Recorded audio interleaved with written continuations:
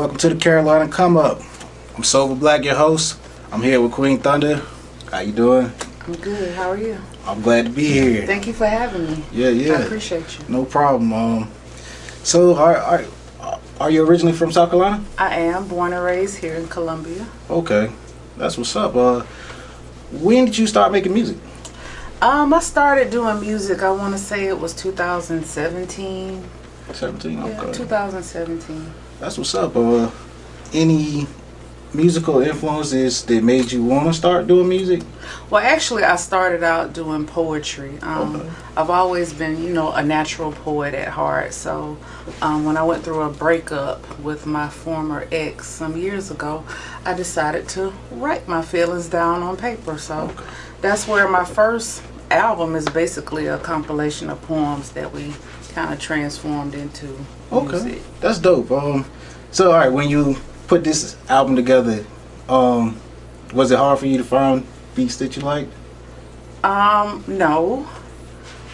Well, the first one that came to me, Use a Lie, that was my very first poem I wrote. I had a former friend whose boyfriend was a producer. So he was like, hey, I got this dope beat. Why don't you come by here and see if, you can flow your poem to it? And so that's how that went. But after that, it was kind of hard getting with him to help me make beats. So I went to YouTube University and invested in myself. Got the Fruity Loops and made my own beats. Oh, you make your own beats too? Yes. Okay. Hey, that's what's up. Shoot, hey, that's dedication right there. Cause I'll be honest, when I first started making music, I couldn't mix. I couldn't make it sound good, so I had to learn how to do that myself. Yeah, my first one was real elementary, like like kids might do something, you're like, oh, but it really sucks. But yeah, that's where it started. So, like, over a period of time, did you eventually start picking out beats that you kind of start growing as an artist, and you figured out what you liked?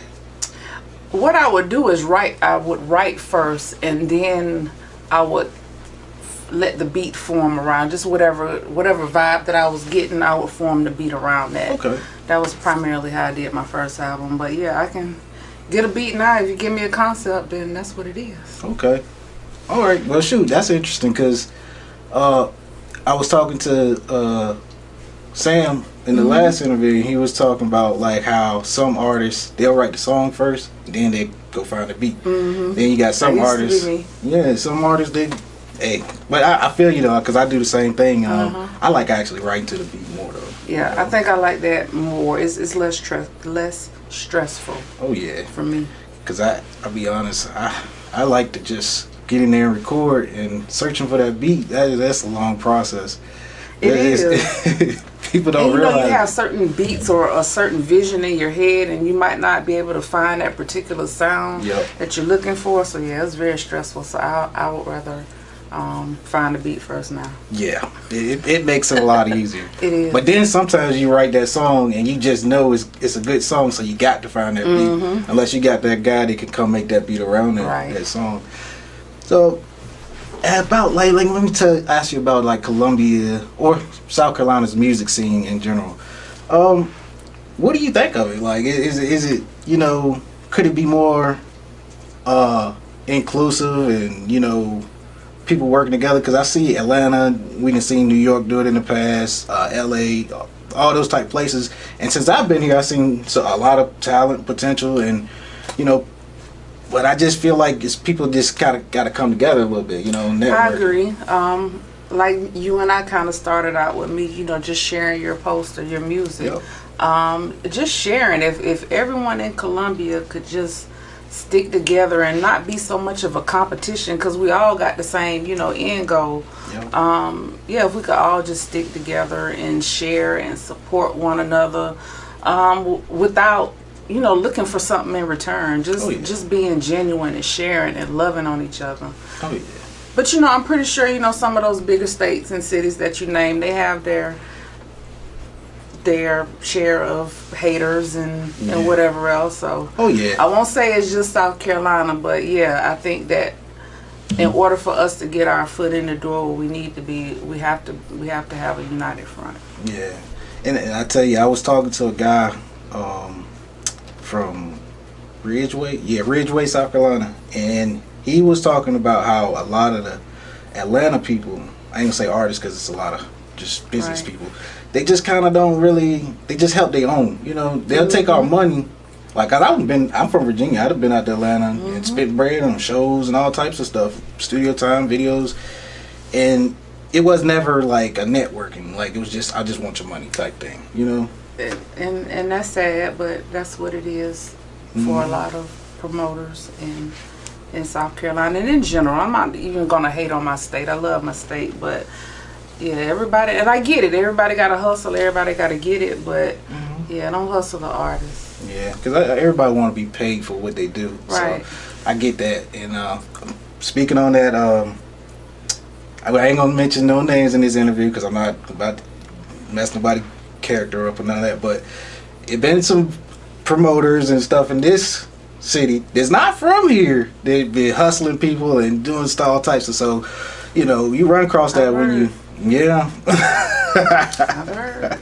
I ain't gonna mention nobody's name. I ain't gonna say no names. But you know, that's part of the game, and it sucks. But I just seen a lot of artists just quit because of, you know, just not being able to find the right people to work with. You know. Right. So it's about networking, and you know. It is, and a few years ago I went to a networking event, and their biggest thing was the 1/3 rule. 1/3 of the people you should be with should be people that you can help. The other third, people that are on your level, and the last third, people that are above your level, that have connections to get you to where you need to be. So I think Columbia, we got to get that last third. Oh yeah, and that makes sense. I tell you what, when that girl, she came to do all those food reviews, that showed me a lot. Yeah. I'll be honest. I was feeling it, but I was like, man, that's crazy. That's not even the music industry. That's food. That's food. Like, that just show you the disconnect in people, like, nowadays. I mean, but. And I ain't mad at her. I ain't, yeah. She said what she said. Yeah. It was a good review, though. Oh, yeah. I like watching her stuff. I've never heard of her before then. For real? I've been watching her for a couple years now. Yup. She actually do music too. She just did a song with I think Sexy Red. Okay. On that topic, what do you think about the upcoming female artists that's running the industry now? Because that's what they do every day. I don't like it. It's ratchet. It's stupid. It's dumbed down hip hop rap. It's not a good look for us. Yeah. Yeah, I mean, you don't have to rap about, you know, what Queen Latifah, like Unity and all of this, but yeah, bring something of substance back to R&B and hip hop and rap. Yeah. If you want to talk about fucking, then talk about it, but you know, talk about something else too. Yeah, some substance, you know. Yeah, and that's why I like your music, because she spit bars. Y'all gotta check her out. She got bars, and she can sell her music without having to do some of the things that, you know, some of these female artists are doing in the industry now. And I understand. Like to talk about it, but hey. Yeah, you have to check out some of my old music. My second EP, As Nasty As I Want to Be. You have to check that out. Okay. True that. I'm gonna definitely check it out. You know, I mean, I love music.